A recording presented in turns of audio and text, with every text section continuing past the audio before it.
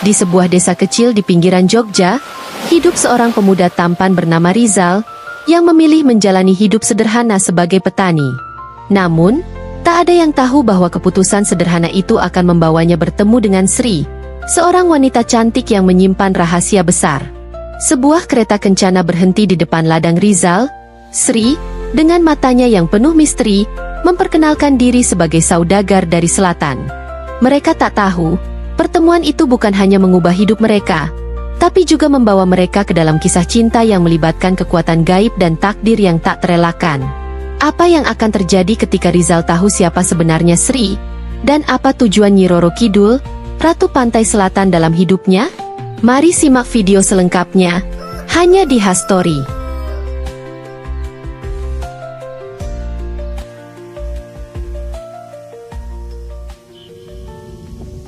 Di sebuah desa kecil di pinggiran kota Jogja, hiduplah seorang pemuda tampan bernama Rizal. Wajahnya yang rupawan, tubuhnya yang tegap, serta senyumnya yang menawan membuatnya menjadi idola di antara para gadis di desanya. Meskipun banyak yang berusaha mendekatinya, Rizal memilih menjalani hidup sederhana sebagai petani di ladang keluarganya. Baginya, kebahagiaan sejati terletak pada ketenangan hati dan kedamaian jiwa, bukan dalam limpahan harta. Suatu pagi, saat Rizal sedang mencangkul di ladangnya, langit yang cerah tiba-tiba berubah mendung. Angin dingin berhembus membawa suasana yang berbeda. Di tengah kesunyian itu, sebuah kereta kencana berhenti di depan ladangnya. Pintu kereta terbuka menampilkan seorang wanita cantik yang membuat Rizal terpana. Wanita itu mengenakan kebaya hijau bersulam emas yang berkilauan, rambutnya terurai indah, dan matanya menyeratkan misteri. Dia memperkenalkan dirinya sebagai Sri, seorang saudagar dari selatan yang sedang mencari tempat untuk beristirahat. Dengan ramah, Rizal menawarkan rumahnya yang sederhana sebagai tempat singgah. Meski jauh dari kemewahan, Rizal berusaha memastikan Sri merasa nyaman. Sri menerima tawaran itu dengan senyum lembut yang menggetarkan hati Rizal.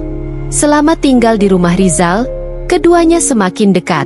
Sri kagum pada kehidupan sederhana Rizal, sementara Rizal merasa bahwa Sri adalah wanita yang selama ini ia nantikan. Walaupun Sri tampak anggun dan berkelas, dia tidak pernah meremehkan Rizal. Mereka sering berbincang hingga larut malam, berbagi mimpi dan harapan.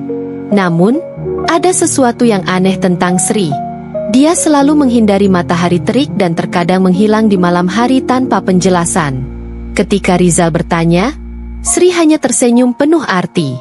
Ada hal-hal yang lebih baik tidak kau ketahui, Rizal. Yang penting, aku di sini bersamamu, ujarnya. Terlanjur jatuh cinta, Rizal mengabaikan keanehan itu. Baginya, Sri adalah berkah yang harus ia syukuri. Tak lama kemudian, Rizal melamar Sri. Dengan mata berkaca-kaca, Sri menerima lamaran itu. Tetapi dengan satu syarat, jangan pernah mencari tahu lebih jauh tentang diriku. Cintai aku apa adanya. Tanpa ragu, Rizal menyanggupi syarat tersebut. Pernikahan mereka berlangsung sederhana. Dihadiri keluarga dan tetangga Rizal. Sri tampak memukau dalam kebaya berwarna gold, sementara Rizal terlihat gagah dengan busana pengantin tradisional. Kehidupan mereka setelah menikah terasa sempurna. Sri adalah istri yang penuh kasih, perhatian, dan pandai mengurus rumah. Tetangga-tetangga Rizal memuji keberuntungannya memiliki istri sebaik Sri. Namun, desas-desus mulai beredar di desa. Beberapa orang mencurigai bahwa Sri terlalu sempurna untuk menjadi manusia biasa. Rizal tidak peduli. Baginya, cinta tidak memerlukan pembuktian. Tetapi, keanehan-keanehan kecil mulai muncul. Sri kadang berbicara dalam bahasa yang tidak dimengerti Rizal saat sendirian. Sesekali, dia tampak berbicara dengan sosok tak kasat mata. Bahkan, ada saat-saat ketika Sri terlihat seolah tidak menyentuh tanah saat berjalan. Suatu pagi, Sri berkata, "Rizal, aku akan pergi ke pasar." Rizal mengangguk dan kembali bekerja di ladang. Namun, ketika dia pulang lebih awal, dia menemukan pintu kamar mereka tertutup rapat. Dari dalam, terdengar suara aneh seperti bisikan angin dari lautan. Rizal merasa gelisah. Tetapi dia berusaha menepati janjinya untuk tidak mencari tahu lebih jauh. Mungkin aku hanya terlalu lelah, pikirnya, meskipun rasa penasaran perlahan mulai menguasai pikirannya. Pada suatu malam yang sunyi, Rizal terbangun dari tidurnya dan mendapati sisi ranjangnya kosong. Penasaran, ia melangkah keluar rumah. Di bawah cahaya bulan yang memancar lembut, ia melihat Sri berdiri di tengah halaman, menghadap ke arah selatan. Sosoknya terlihat bercahaya, hampir seperti bukan manusia. Rizal ingin memanggilnya, tetapi suaranya tercekat. Ia hanya berdiri terpaku, menyaksikan istrinya yang tampak begitu berbeda dari yang ia kenal selama ini. Malam itu, Rizal mulai merasa bahwa ada rahasia besar yang disembunyikan Sri, sesuatu yang mungkin akan mengubah hidupnya selamanya. Hari-hari berlalu, dan bayangan malam itu terus menghantui pikiran Rizal. Ia mencoba bersikap normal di hadapan Sri, meskipun rasa ingin tahunya semakin sulit untuk diabaikan. Sri tetap memperlihatkan kasih sayangnya seperti biasa, lembut, perhatian, dan penuh cinta. Namun, di balik semua itu, Rizal merasakan ada jarak yang tak kasat mata. Dilema menghantui pikirannya. Apakah ia harus mematuhi janji untuk tidak mencari tahu lebih jauh? Ataukah ia berani mengungkap misteri yang menyelubungi Sri? Keanehan demi keanehan mulai tampak lebih jelas. Suatu pagi, saat Rizal bangun lebih awal untuk bekerja di ladang, ia mendapati Sri duduk di depan cermin. Namun, yang mengejutkan, bayangan Sri di cermin tidak bergerak selaras dengan tubuhnya. Rizal berusaha mengabaikan apa yang dilihatnya, tapi rasa penasaran semakin membara. Puncaknya terjadi ketika seorang tetua desa, Mbah Seno, berkunjung ke rumah mereka. Sosoknya dikenal sebagai penjaga tradisi dan pengetahuan tentang hal-hal gaib. Saat pertama kali melihat Sri, ekspresi wajah Mbah Seno berubah serius. Ketika Sri meninggalkan ruangan untuk menyiapkan minuman, Mbah Seno memanfaatkan momen itu untuk berbicara. "Rizal," ucapnya pelan namun tegas, "istrimu bukan wanita biasa." Rizal terkejut. "Apa maksud Mbah?" "Sri adalah istriku, dan aku mencintainya apa adanya." Mbah Seno menghela napas berat. "Aku melihat aura yang tak biasa di sekelilingnya. Ada jejak laut selatan di dalam dirinya. Kau pasti tahu apa artinya itu." Rizal hanya diam. Nama Laut Selatan dan legenda Nyi Roro Kidul memang sering ia dengar sejak kecil. Namun ia tak pernah membayangkan bahwa cerita itu bisa berhubungan dengan Sri. Sebelum pergi, Mbah Seno berkata, "Jika kau ingin tahu lebih banyak, datanglah ke rumahku malam ini." Malam itu, meski ragu, Rizal memutuskan untuk menemui Mbah Seno. Rumah tetua desa itu dipenuhi suasana mistis, dengan dupa yang mengepul di tengah ruangan. Mbah Seno menyambutnya dengan sebuah cerita tentang Nyi Roro Kidul, Ratu Pantai Selatan yang dikenal dengan keindahan dan kekuatannya.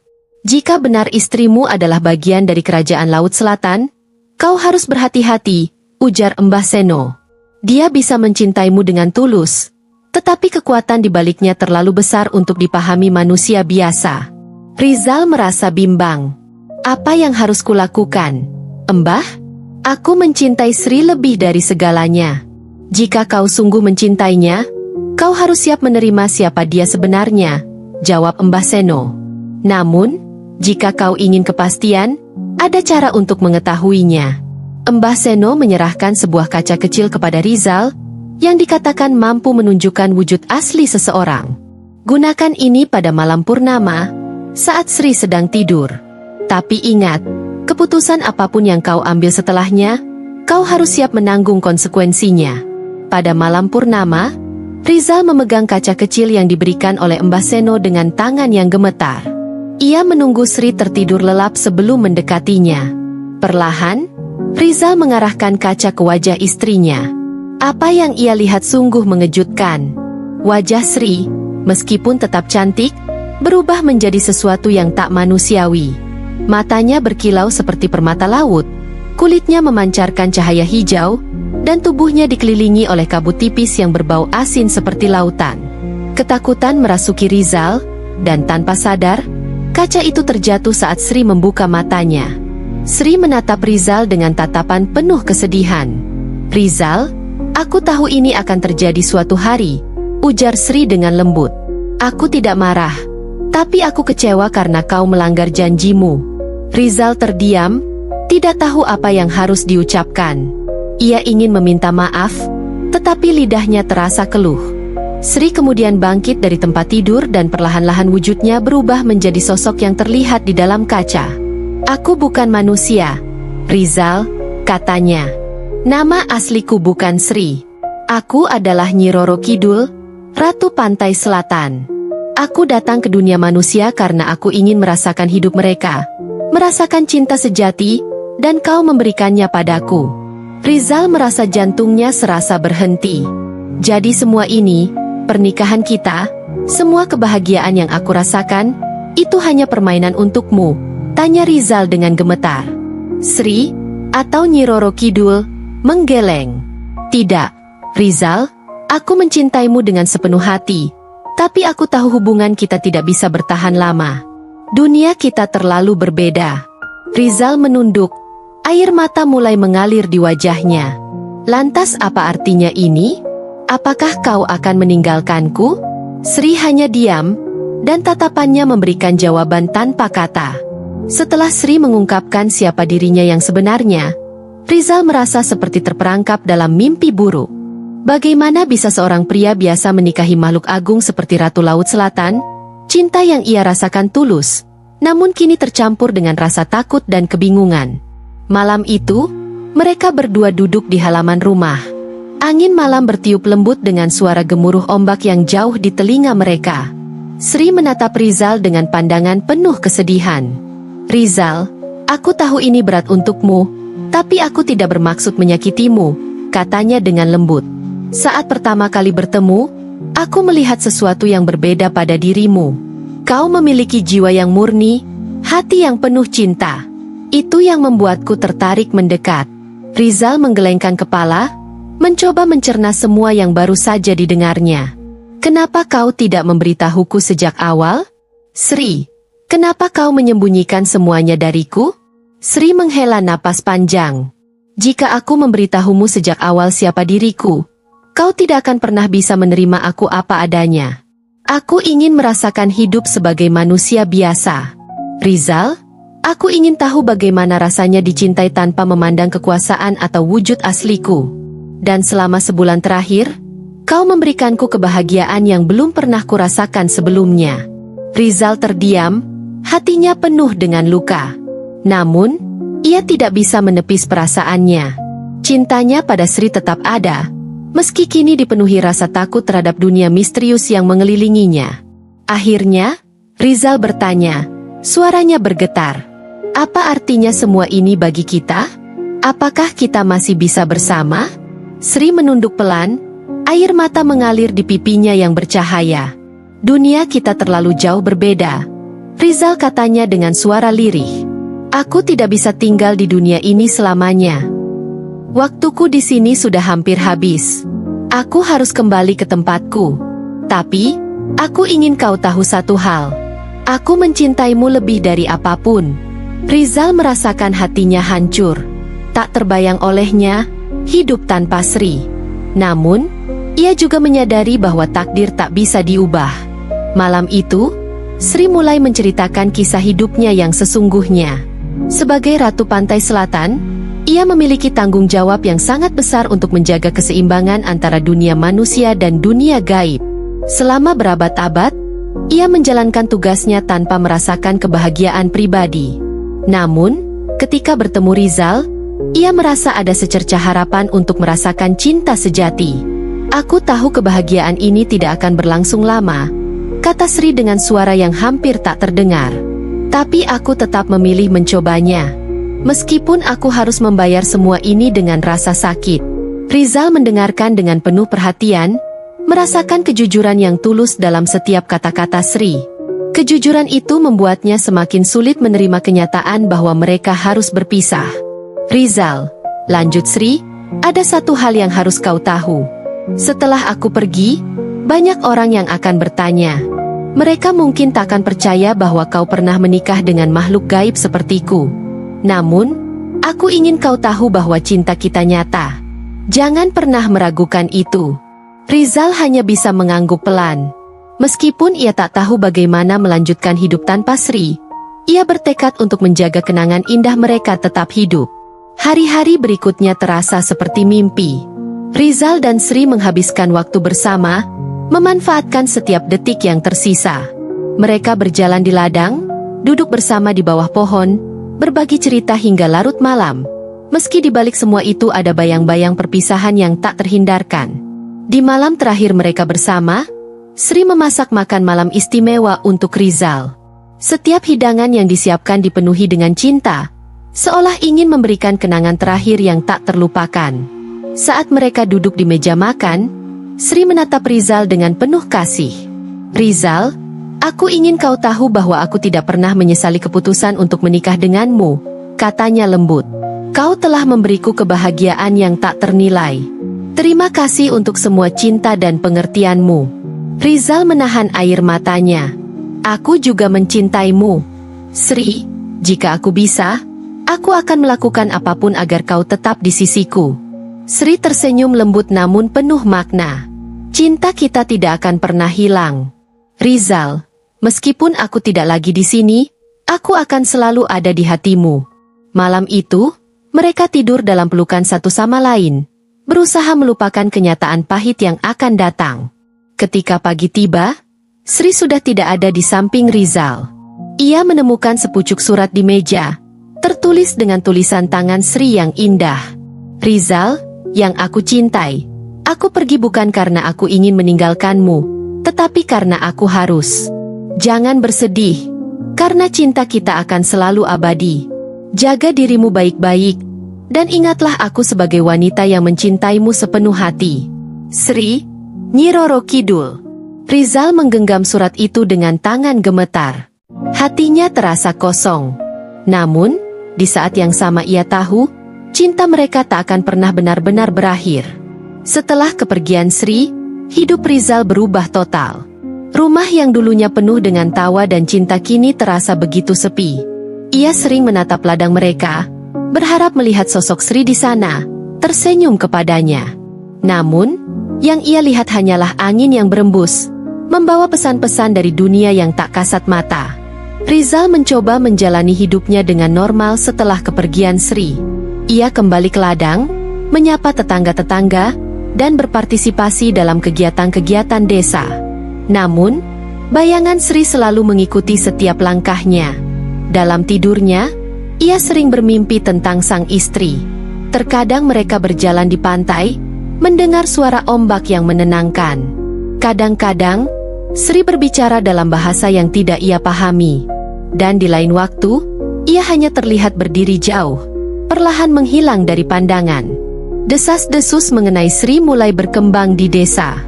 Dulu, tetangga-tetangga Rizal memuji kecantikan istrinya, namun kini mereka berbisik di belakangnya. Bagaimana bisa wanita secantik itu menikahi pemuda desa biasa? Mereka bertanya-tanya. Ada sesuatu yang aneh tentang dirinya. Rizal memilih untuk tidak memberikan penjelasan kepada siapapun. Ia tahu bahwa jika ia menceritakan bahwa Sri adalah Nyi Roro Kidul, tak ada yang akan mempercayainya. Bahkan jika mereka mempercayainya, itu hanya akan menambah masalah baru. Rizal memilih untuk menyimpan rahasia tersebut menjadi kenangan yang hanya ia dan Sri pahami. Beberapa bulan setelah kepergian Sri, Rizal mulai menyadari bahwa kehidupannya tidak sepenuhnya kembali seperti semula. Kejadian-kejadian aneh mulai sering terjadi. Suatu hari, ia menemukan bunga melati segar di depan rumahnya, meskipun tidak ada pohon melati di sekitar sana. Pada malam hari, ia sering mendengar suara lembut memanggil namanya, seperti bisikan angin. Yang paling mengganggu adalah mimpi-mimpi yang datang berulang-ulang. Dalam salah satu mimpinya, Rizal berada di dasar lautan, dikelilingi cahaya hijau yang berasal dari sosok Sri. Sri tampak bahagia, tetapi ada kesedihan di matanya. Ia berkata, "Aku selalu menjagamu, Rizal. Jangan pernah takut." Rizal terbangun dengan perasaan campur aduk. Ia merasa seperti sedang diawasi, namun bukan dengan niat buruk. Ada cinta yang masih terasa, meskipun Sri tak lagi berada di dunia ini. Suatu hari, Rizal memutuskan untuk pergi ke pantai selatan, tempat asal Sri. Ia ingin mencari jawaban atau setidaknya mendapatkan penutupan untuk semua yang telah terjadi. Dengan membawa bekal, ia berjalan kaki selama beberapa hari menuju pantai yang terkenal dengan ombak ganas dan angin kencang. Sesampainya di pantai, Rizal merasa seakan tempat itu sudah dikenalnya.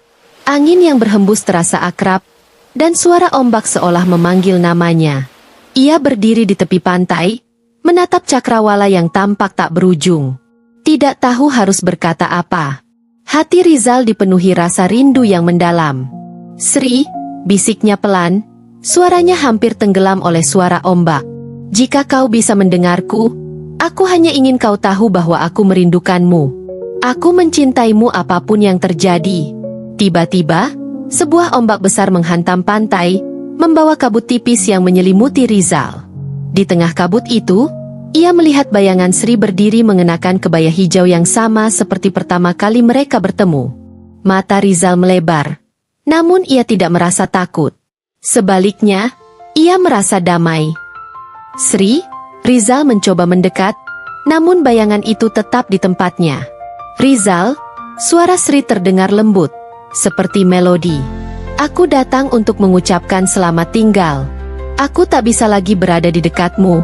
Namun cintaku akan selalu ada. Jangan bersedih. Jalani hidupmu dengan bahagia dan kenanglah aku sebagai bagian dari hatimu." Air mata mengalir di pipi Rizal. "Aku tidak ingin melupakanmu. Sri, kau adalah segalanya bagiku." Sri tersenyum lembut. "Kita tidak pernah benar-benar terpisah. Rizal, selama kau mencintaiku, aku akan selalu bersamamu. Meskipun tidak dalam bentuk yang bisa kau lihat." Bayangan Sri perlahan menghilang bersama kabut, meninggalkan Rizal sendirian di pantai. Namun kali ini, Rizal merasa damai.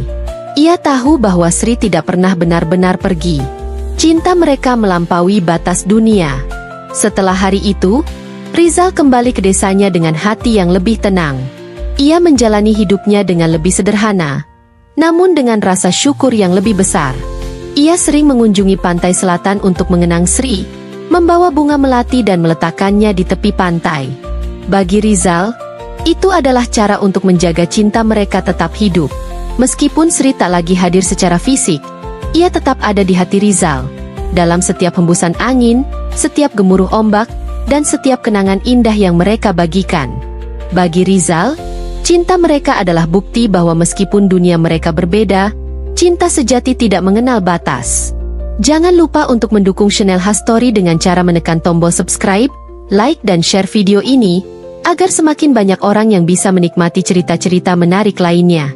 Terima kasih telah menonton, dan sampai jumpa di cerita berikutnya.